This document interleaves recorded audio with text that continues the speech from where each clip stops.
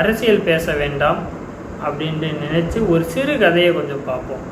ஒரு அழகிய காடு, அந்த காட்டில் யானை, அணில், புலி, நரி, ஓநாய் என்று ஒரு விலங்குகள் கூட்டம் வாழ்ந்துக்கிட்டு இருந்துச்சு.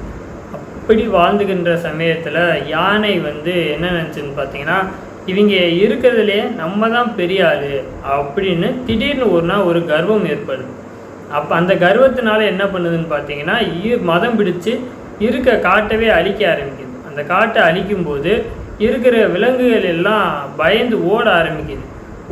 ஓடி போய் யார்கிட்ட போய் சரணடையுதுன்னு பார்த்தீங்கன்னா, புலிகிட்ட போய் சரணடையுது. புலிகிட்ட சொல்லுது, இந்த மாதிரி யானை காட்டவே அழிக்க ஆரம்பிச்சிருச்சு, நான் தான் பெரிய ஆள் அப்படின்னு சொல்லி, எங்களை நீங்கள் தான் காப்பாற்றணும் அப்படின்னு சொல்லி புலிகிட்ட போய் இந்த மற்ற விலங்குகள் எல்லாம் சரணடையுது. அப்போது புலி சொல்லுது, என்னால் அந்த அவ்வளோ பெரிய மிருகத்தை கட்டுப்படுத்துறது அப்படின்றது என்னால் முடியாத காரியம், எனக்கு கொஞ்சம் அவகாசம் கொடுங்க. அந்த அவகாசம் கொடுத்தீங்க அப்படின்னா நான் அந்த யானையை வீழ்த்தி காமிக்கிறேன் அப்படின்னு சொல்லுது. சரி என்று கூறிய அந்த விலங்குகள் கூட்டம் புலி தினமும் பயிற்சி எடுத்து அதனோட உடலை கட்டுக்கோப்பாக வச்சுக்கிட்டு அந்த யானையை வீழ்த்துவதற்கான பயிற்சியை தினந்தோறும் எடுத்துக்கொண்டிருக்கிறது. அப்படி சமயம் வந்த நேரத்தில் யானையை தாக்குவதற்காக இந்த புலி செல்லும்போது திடீரென்று குறுக்கே வந்த அணில் அது என்ன சொல்லுதுன்னு பார்த்தீங்கன்னா, எனக்கு அந்த வாய்ப்பை கொடுத்தீங்க அப்படின்னா ஒரே நாளில் அந்த யானையை நான் உங்களுக்கு முடிச்சு காமிக்கிறேன் அப்படின்னு சொல்லி விலங்குகள் இடத்துல சொல்லுது.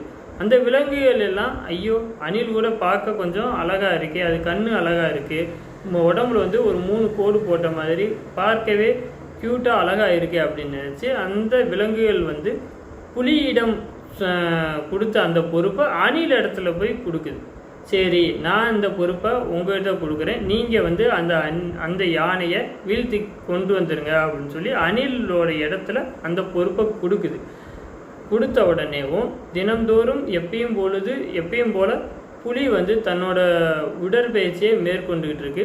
ஆனால் அணில் வாரத்தில் ஒரு முறை மட்டுமே வீட்டை விட்டு வெளியே என்ன நடக்குது அப்படின்னு பார்த்துட்டு திரும்ப வீட்டுக்குள்ளே போயிடுது. இந்த மாதிரி சில காலங்கள் கடந்து போய்கிட்டே இருக்கு. அப்படி போகும்போது ஒரு நாள் யானை மதம் பிடித்து இருந்த யானை இருக்க காட்டெல்லாம் அழிக்கும்போது அந்த அணில் தங்கியிருந்த அந்த மரத்தோட இடத்தையும் அழிக்க போகும்போது இந்த அணில் போய் அணில் சொல்லு, தயவுசெய்து என்னோட மரத்தை அழிச்சிடாதீங்க, என் மரத்தை அழிக்காமல் இருந்தீங்கன்னா நான் உங்களுக்கு உதவி பண்ணுறேன் அப்படின்னு சொல்லுது.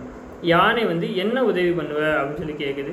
உங்களை அழிக்கிறதுக்காக அங்கே புலி ஒன்று தயாராகிக்கிட்டு இருக்கு, நீங்கள் என்னோட மரத்தை அழிக்காமல் இருந்தீங்க அப்படின்னா நான் மற்ற புலியை நான் திசை திருப்பி கொண்டு போயிடுறேன், மற்ற விலங்குகளை நீங்கள் வேட்டையாடிக்கிங்க அப்படின்னு அணில் யானைகிட்ட சொல்லுது. நீ எங்களோட அந்த வீட்டை அழிக்காமல் இருந்த அப்படின்னா எங்களோட அணில் இனமே உனக்கு உறுதுணையாக இருக்கும் அப்படின்னு சொல்லி ஒரு ஒப்பந்தத்தை யானையிடம் இந்த அணில் போடுது.